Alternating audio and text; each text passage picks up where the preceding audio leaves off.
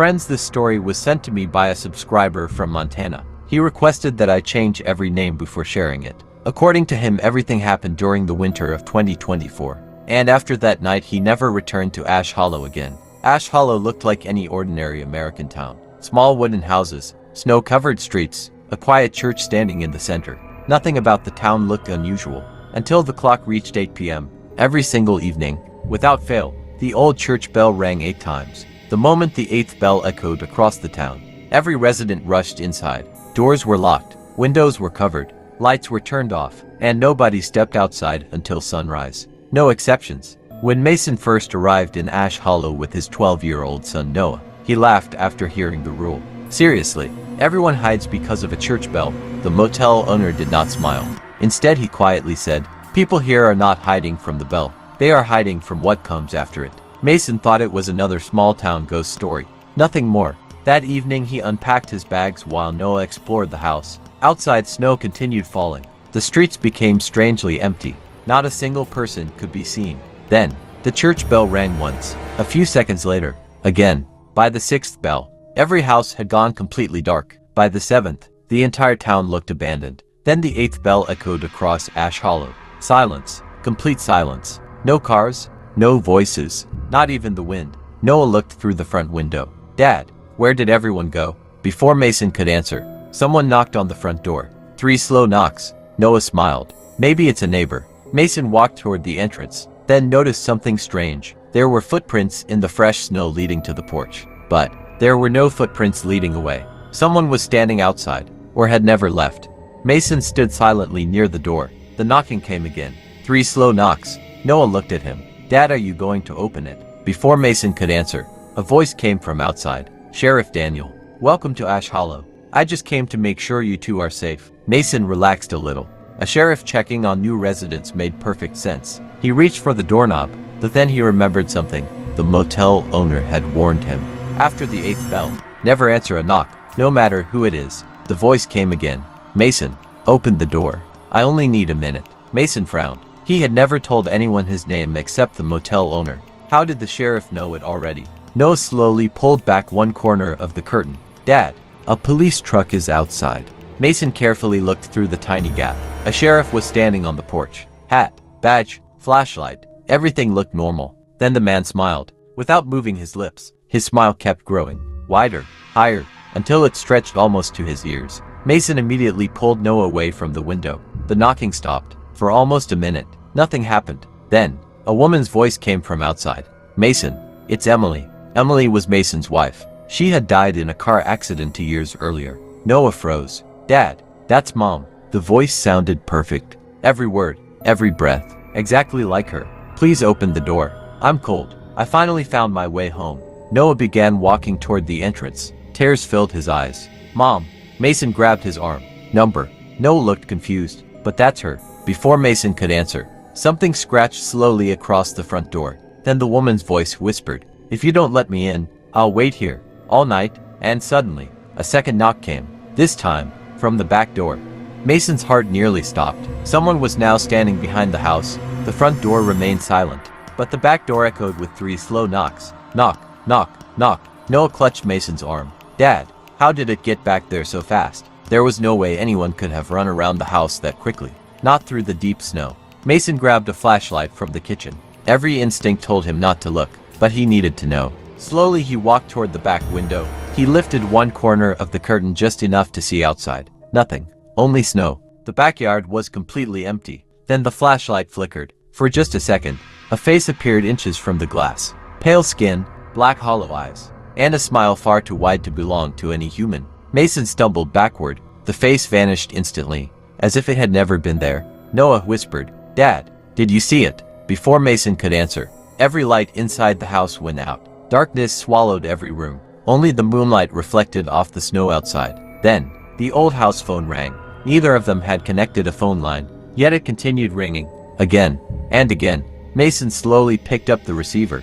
A weak voice answered, "Mason, please don't let it inside. It already took my family." The line filled with static. Then the same voice whispered, "It's watching you through the windows." The call disconnected. Mason immediately turned toward the living room. Every curtain was still closed, except one, the front window. Its curtain was slowly moving, as if someone on the outside had just let go of it. Mason rushed toward the front window. His hands were shaking. He pulled the curtain shut immediately, then locked it with a safety pin he found nearby. Noah stood silently behind him. Neither of them spoke. The entire house felt wrong, as if someone else was inside with them. Then, a loud voice echoed through the street. "Everyone inside, do not look outside. This is Sheriff Daniel. Stay away from all windows. Do not answer any voice, even if it belongs to someone you love." Mason slowly looked through a tiny crack in the curtain. The sheriff's truck was driving slowly through the snow. Its emergency lights flashed silently, but something felt strange. The truck left fresh tire tracks. Yet, the sheriff himself left no footprints when he stepped out. He walked across the snow, without leaving a single mark. Mason's heart skipped a beat. If that wasn't the real sheriff, then where was he? A few minutes later, the church bell rang once, not 8 times, just once. The sound echoed through the empty town. Then every dog in Ash Hollow started barking at the exact same moment. The barking lasted only a few seconds, then stopped. Instantly, complete silence returned. Noah suddenly pointed toward the staircase. "Dad, did you hear that? Someone was walking upstairs. Slow, heavy footsteps. One step, then another." The problem was, neither of them had gone upstairs since entering the house, and they were supposed to be alone. The footsteps stopped directly above them. A long silence followed. Then, 3 slow knocks, this time, from the ceiling. Mason and Noah stood frozen. The 3 knocks came again, directly above their heads. "Knock, knock, knock." Noah whispered, "Dad, there is someone upstairs." Mason slowly grabbed a fireplace poker. He knew he should not go, but if someone had entered the house before nightfall, they could not stay downstairs forever. He told Noah to remain in the living room. No matter what happened, do not move. Do not answer any voice. Mason climbed the stairs one step at a time. Every wooden step creaked beneath him. The hallway was dark. Every bedroom door was closed, except one, the door at the very end. It was slowly swinging open by itself. A freezing wind drifted out of the room. Mason pushed the door wider. The bedroom was empty. No footprints, no broken window, nothing. Then he noticed the closet. Its door was slightly open. Something inside was breathing. Slow, deep, human. Mason tightened his grip on the poker. He pulled the closet door open. Nothing. Only an old mirror leaning against the wall. He let out a slow breath. Then he looked into the mirror. His reflection was still standing there, but it was smiling. Mason wasn't. His reflection slowly raised one finger and pointed behind him. A cold whisper filled the room. "Don't turn around. He already knows your name." The bedroom door slammed shut, on its own, and from the hallway outside, a child's voice softly called, "Dad, please help me." It was Noah, or at least, it sounded exactly like him. Mason's heart pounded. Noah was supposed to be downstairs. So who was calling from the hallway? The child's voice came again. "Dad, please help me. I'm hurt." Mason closed his eyes for a second. Noah was smart. He remembered the rule. He would never leave the living room. Not after everything that had happened. That meant only one thing. The voice outside was not his son. Mason stepped away from the bedroom door. Without answering, without opening it, the hallway became completely silent. Then, something heavy dragged itself across the wooden floor, slowly, toward the bedroom. Scratch, scratch, scratch. It stopped right outside the door. A low voice whispered, "You learned it fast, but your son didn't." Mason's blood ran cold. He kicked the bedroom door open. The hallway was empty. No one was there. He ran downstairs as fast as he could. Noah was exactly where he had left him, sitting on the couch, holding his knees. "Dad, I heard you calling me from upstairs, but I remembered what you said, so I never answered." Mason hugged him tightly. Before he could speak, the television turned on by itself. The screen showed nothing but black and white static. Then the static disappeared. A live camera view appeared. It was their house. Someone was filming it, from outside, standing in the snow. The camera slowly zoomed toward the front window, then toward the front door. Then the screen went black. One sentence appeared. "Next time, you will open the door." The television switched off. The room became silent again. Noah stared at the blank screen. "Dad, someone is outside watching us." Mason walked to the fireplace. He locked every door one more time, then checked every window. Everything was still secure. At least, that's what he thought. A loud crash suddenly came from the kitchen. Both of them ran toward the sound. One of the cabinets was wide open. Every plate had fallen onto the floor, but none of them were broken. In the center of the kitchen table, something new had appeared. A small wooden box. Neither of them had seen it before. Mason slowly opened the lid. Inside was an old cassette tape. and a handwritten note. Play it before midnight. No name, no explanation, only those 4 words. The old house had a dusty cassette player on a shelf. Mason hesitated, then inserted the tape. Static filled the room. A man's frightened voice began speaking. If you are hearing this, you survived the first hours. Listen carefully. The thing outside cannot enter unless someone invites it. But that is not the only rule. At exactly midnight, it stops asking and starts hunting. Mason felt a chill run through his body. The recording continued. Whatever you hear after midnight, do not believe it. Not your family, not your friends, not even yourself. Because once it learns your voice, it no longer needs the door. The tape suddenly stopped. A loud click echoed from the cassette player. Then, both Mason and Noah heard the same sound. Someone upstairs, laughing. In Mason's own voice. Mason slowly turned toward the staircase. The laughter stopped. Then his own voice echoed again from upstairs. Noah, come here. It's safe now. Noah's face turned pale. Dad, you didn't say that.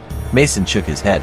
Neither of them moved. A few seconds later, the same voice called again. This time it sounded closer. Noah, please hurry. I found a way out. Mason whispered. Cover your ears. Do not listen to it. Noah pressed his hands tightly against his ears. The house suddenly became freezing cold. Their breath turned into white mist. Every picture hanging on the walls tilted at the exact same angle. Then, a bedroom door upstairs creaked open. Heavy footsteps started walking down the stairs. One step, then another. The sound grew louder, but nobody appeared. It was as if something invisible was coming toward them. Halfway down the staircase, the footsteps stopped. Silence. Then a shadow slowly formed on the wall. It looked exactly like Mason. Same height, same jacket, same face, except its eyes were completely black. The shadow smiled, without making a sound. Then it stepped off the wall, and landed on the floor. Now it was standing inside the house. It looked directly at Noah, and spoke in Mason's voice. You invited me. The front door was never the only way in.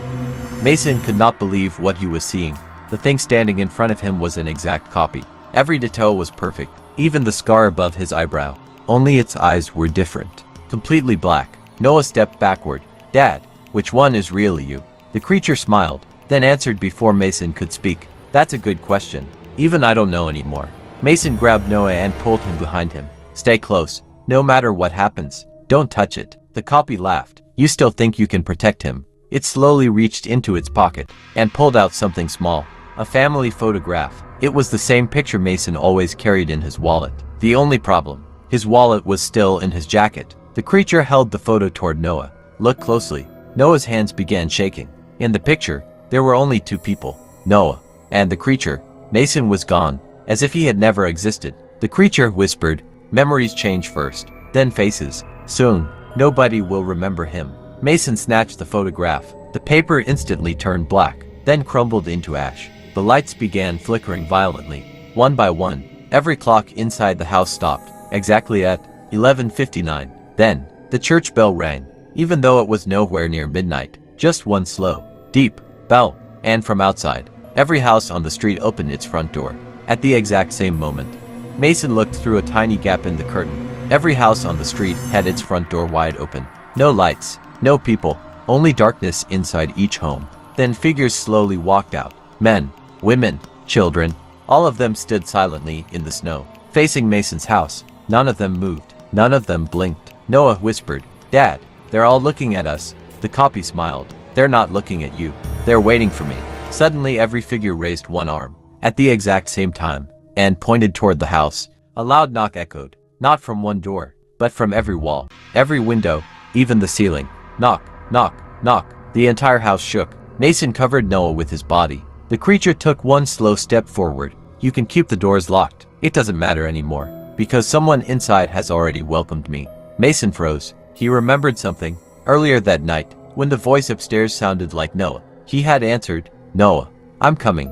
Only 3 words, but he had answered. The creature's smile became even wider. Thank you.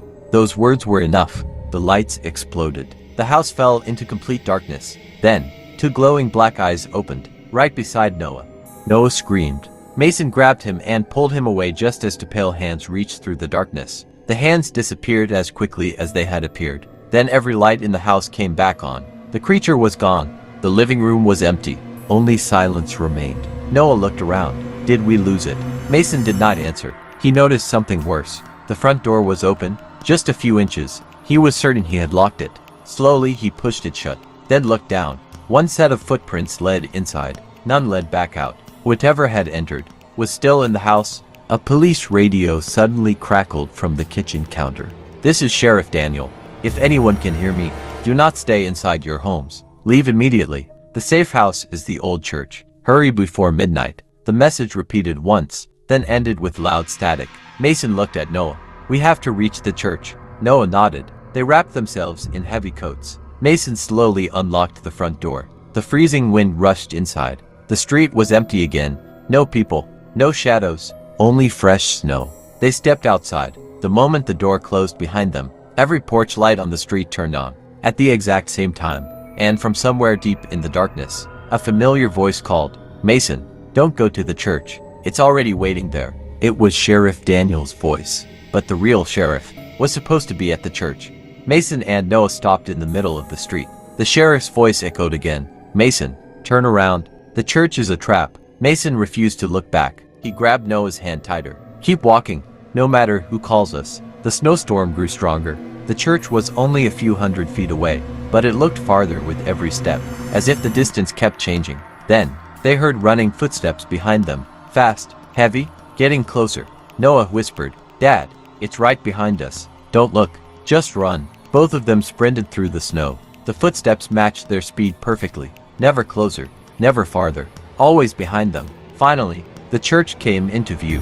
Its front doors were wide open. Warm light spilled onto the snow. Standing in the entrance was Sheriff Daniel, holding a shotgun. He shouted, "Mason, get inside now."